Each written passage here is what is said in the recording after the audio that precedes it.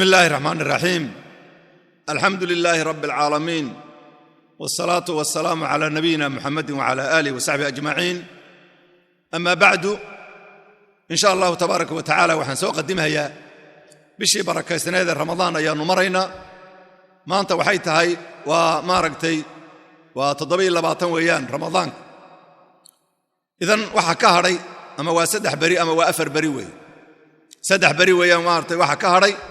wax Allahba waa saddex bari hadii kale waa laba bari weeyaan. waxaan rabay inaan soo qadimo imaartay ku saabsan arrin ku saabsan ama kelimo ku saabsan ciida iyo sida loo ciidi lahaa iyo ahkaamteeda. sida ogsoontii ikhwati filaahi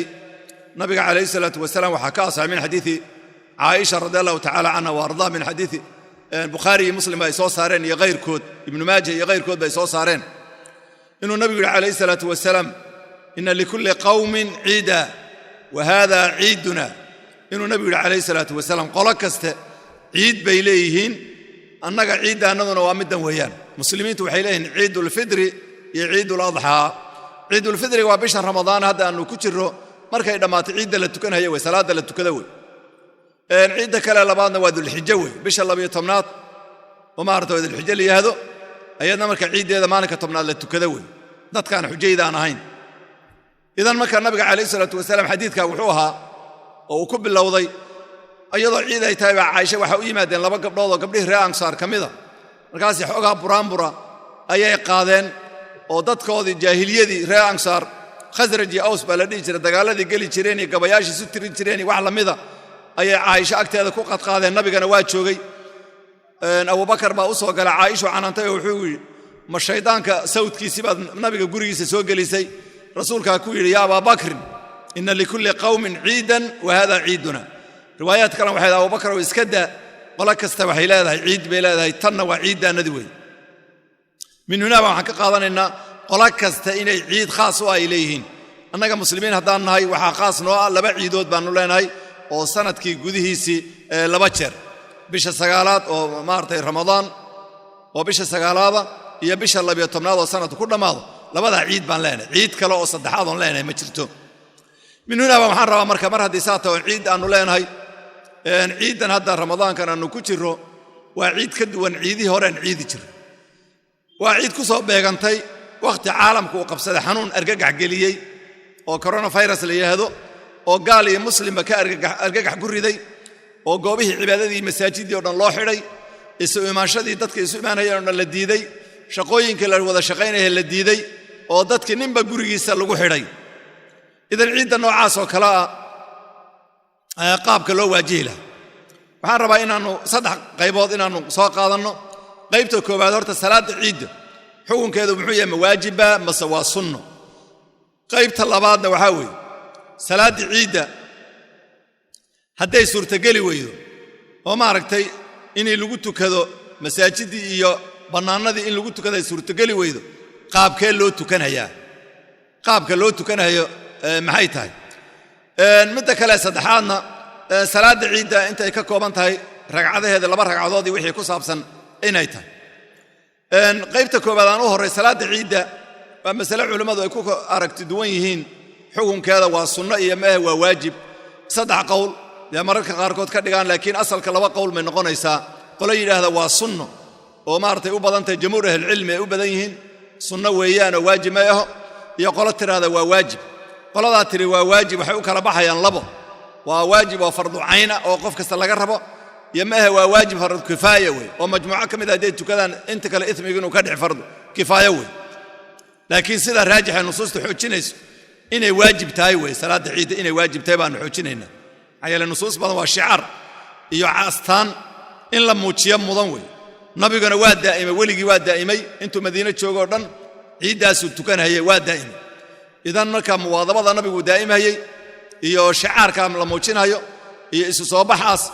iyo nusuusta ku timid iyo salafkiisa u daa'imeen inta waxay ku tusinaysaa inay waajib tahay ayay ku tusinaysaa. inta markaan ka soo gudubnaa ikhwati filaahi salaadu ciidu waxa sida asalka in banaanka lagu tukado oo ummaddu isu soo baxdo oo hataa haweenku soo baxaan oo halka shicaarka islaamka lagu qaado maarta lagu muujiyo takbiirta la qaado halka lagu tukado laba ragcadood la tukado kadibna khudba la akhriyo sidaas salaadii ciida ayay ahayd maanta duruuftu way ka duwan tahay duruufaha kale xanuun baa yimid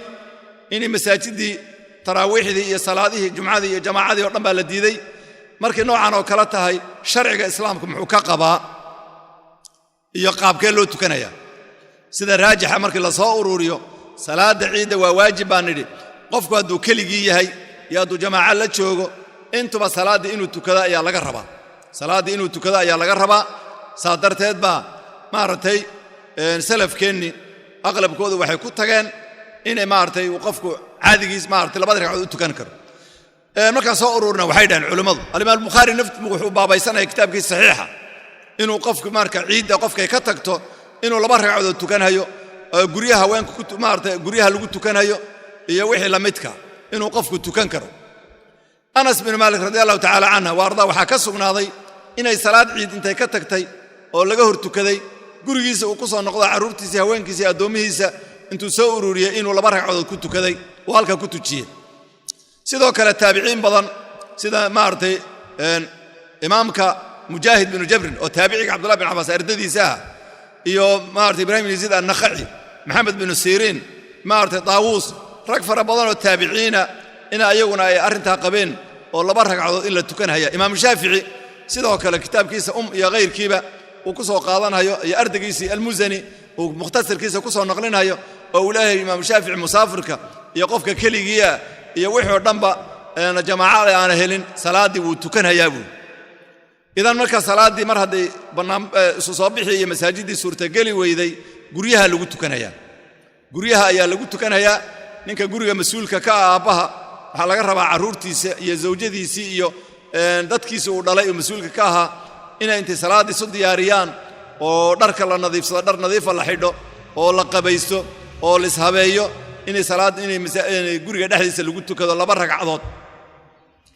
ragcadood ayaa guriga dhexdiisa lagu tukanaya su'aasha iman doonta waxay tahay khudba ma leedahay ilaa ay ciida banaanka waxaan nidhi waa la khudbaynayaa khudba ka dambaysa labada ragcadood markii la tukado kadib baa la khudbeeyaa maarta khudbada waxa loogu talagalay imaamka iyo banaanka markii la isugu yimaado khudbada iskale laakiin guriga hadii lagu tukado khudba ma leh marka waxa laga rabaa aabaha inuu caruurtii iyo reerkiisa guriga intuu ku ururiyo oo halka ay ku tukadaan laba ragcadood u tujiyo aan lahayn khudba aan lahayn labada ragcadoodna waad garanaysaan ragcadda koobaad markuu xidho 7 takbiir bay leedahay 7 takbiir ay leedahay 7 takbiir kuma jirto takbiirta lagu xidhanayo kuma jirto oo takbiirtu ihraam loo yaqaan 7 ka dambayso Allahu akbar dhih 7 gacmaha haduu kor u qaado iyo haduu maash laabta u saarto waa isku mid weyn wax dhibaato ama al-amru fi sa'wi 7 markuu dhameeyo kadib ayuu istiftaax la imaanayo faatixada akhrinaya sida sunnada maarta suuratul maarta a'la oo subhisma rabbikal a'la ayuu akhrinaya maarta waa sujuudi ragcadda labaad ayna waxay leedahay 5 takbiir bay leedahay oo ina ku jirin takbiiraadkii kale oo markuu rukuucdii u sii socdo qaadahay ayna ku jirin 5 jeer baa ayna Allahu akbar dhahaya marka kadib suuratul ghashi akhrinaya u salaanata hadii kalena suuradaha kale uu akhrinaya iyo faatixada kadibna sidaas uu ku tukanaya labadii ragcadood buu dadku u tujinaya takbiirtii bay qaadayaan shicaarkiisa gurigooda dhexdiisa ugu oogayaan wax khudba ay leedahayna ma jirto way idan waxaan rabaa inaan maartay u soo qadimo ummadaas muslimiinta dhamaantood luqadan ku hadlay dadka ku hadlaya inaan leeyahay marka ciid mubaarak aan leeyahay ilaahay subhanahu wa ta'ala ciida sida hada lagu wado ama waa sabtida ama waa axad noqon doonta insha Allah tabaaraka wa ta'ala marka ilaahay subhanahu wa ta'ala waxaan weydiisanaynaa inuu nooga dhigo marka ciid mubaaraka maartay soonkeenana soon la aqbalay ilaahay subhanahu wa ta'ala uu ka dhigo ilaahay subhanahu wa ta'ala culayskaas nagu dhacay iyo maartay cibaadaad masaajidana laga xidhay iyo waxyaabahaas oo dhan inuu ilaahay subhanahu wa ta'ala faraj khayr qaba oo degdega ilaahay subhanahu wa ta'ala uu naartay uu nasiyo waxaanu leenahay kullu aam wa antum bi khayr maartay taqabbal Allahu minna wa minkum salih al-a'mal maartay ciid mubaarak baan idin leeyahay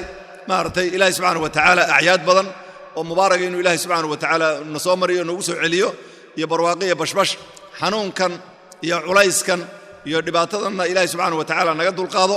oo ilaahay subhanahu wa ta'ala uu naga badbaadiyo muslimiinta iyo wax kasta oo maartay iyo qof kasta oo muslimiinta aan wax dhibaato u geysanin inuu ilaahay subhanahu wa ta'ala ka dulqaado iyo caalamka oo dhanba ilaahay subhanahu wa ta'ala inuu maartay dambi dhaafna nooga dhigo culayskan iyo dhibaatadan وحقيقة ومصيبة أما وذنوبت بني آدم كأي كلام إذا وحن الله كل عام وأنتم بخير بإذن الله عيد اسمركا إن لا إلاليو منكرات كإيو وحيا من كسوها هذا أيبا سنة كان يكدو وأنت لسوق قال لسوي مادو إني وحيابها منكرات كإيو نهساها في عينين إيو وحيابها حد جذب كإيو إن لسكا إلاليو عيد إني نولش الله يروى سعيو عرورتي إيو لقى فرحيو هذي وحلوس وقذي كرو إيو هذي عنتظر وحلقة بدلي كرو لكن أي نقطة إسراف أين النقطين أي نقطة شيء متوسطة ما أرتي الإسراف فرحه قولي قد حديث هذه بنانك سورة قلي وإن لو وذي عيدو ما أرتي إلهنا سبحانه وتعالى لو قد دوادو ما أرتي فرح آسي وحياباس لو عيدها يو ورخص إلهي سبحانه وتعالى نسيي إيو الشعار شعيروي لا يدي هلا أوغو يعني ما أرتي لقرن لكن ظروفها يا يمين مكا قولي أن حديث هنا شعائرتي إيو وحيابه أن نقص مينو إن شاء الله تعالى إذا كلمة إذا قدام بيسا وحان الله هاي تقبل الله منا ومنكم صالح الأعمال إلهنا سبحانه وتعالى رمضان كيسون كانوا سوميني ولو قدام الدافع لقى أقبلنا إلهي سبحانه وتعالى نقدقه هذا وصلى الله على نبينا محمد وعلى آله وصحبه أجمعين والسلام عليكم ورحمة الله وبركاته.